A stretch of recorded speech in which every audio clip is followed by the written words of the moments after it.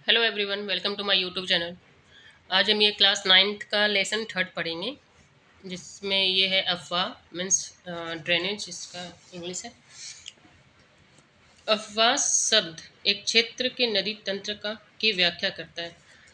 मतलब ये नदी के नदी से ही रिलेटेड वर्ड है अफवाह,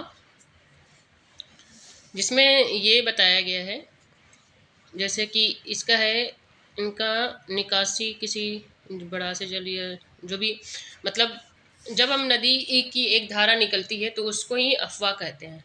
जैसे यहाँ पर निकल रहा है ये तो वैसे गॉर्ज है जो बहुत ही गहराई में होता है। बट अगर किसी बड़ी झील या नदी तंत्र से ये एक धारा के रूप में निकलती रहती है, उसको भी अफवाह कहते हैं।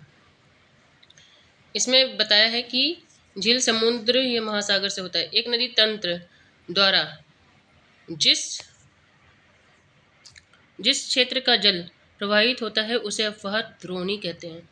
जैसे कि अगर कोई पर्वत है या फिर कोई भी पहाड़ है, वहाँ से जो भी नदी निकल रही है या फिर छोटी छोटी जो नदियाँ हैं उस पे आकर मिल रही है, तो वो क्या सारी ये सब चीज़ों को क्या कहते हैं, नदी तंत्र कहते हैं। मतलब एक नदी में डिफरेंट टाइप की नदियाँ आके मिलती हैं छोटी छोटी, फिर वो एक नदी पूरा अपना एक प्रवाह ले लेता है, तो उसको नदी तंत्र कहते हैं। इसमें इस फिगर के थ्रू बताया गया है कि ये जल विभाजक कैसे है।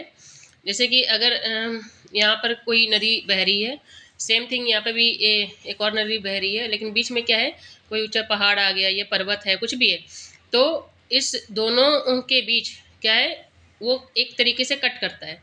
कैसे? क्योंकि ये ऊंचा होता है, और फिर ये जो नदी होती है वो दो पार्ट में डिवाइड हो जाती है। इसी को जल विभाजक कहा जाता है। इसमें लिखा भी है कि ऊंचे क्षेत्र जैसे पर्वत, उच्च भूमि दो पड़ोसी अफवाह द्रोणियों को एक दूसरे से अलग करती है। इस प्रकार उच्च भूमि को जल विभाजक कहा जाता है। विश्व का सबसे बड़ी अफवाह द्रोणी अमेजन नदी का है।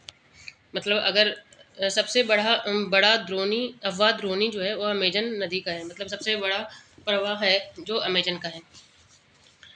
फिर इसमें बोला है कि जो भारत में अफवाह तंत्र है, जो हमारी नदियों का अफवाह तंत्र है, वो दो तरीके से हम बांट सकते हैं। एक तो जो प्रायद्वीपीय नदियाँ होती हैं वो, और एक जो हिमालय की नदियाँ होती है वो। हिमालय वाला जो नदी होती है वो हमेशा ही प्रवाहित होता रहता है, और प्रायद्वीपीय नदी जो होती है वो मतलब मौसमी होती है। वो जब बारिश होती है तभी वो नदी प्रवाहित होती है। इसमें ये तो बताया मैंने।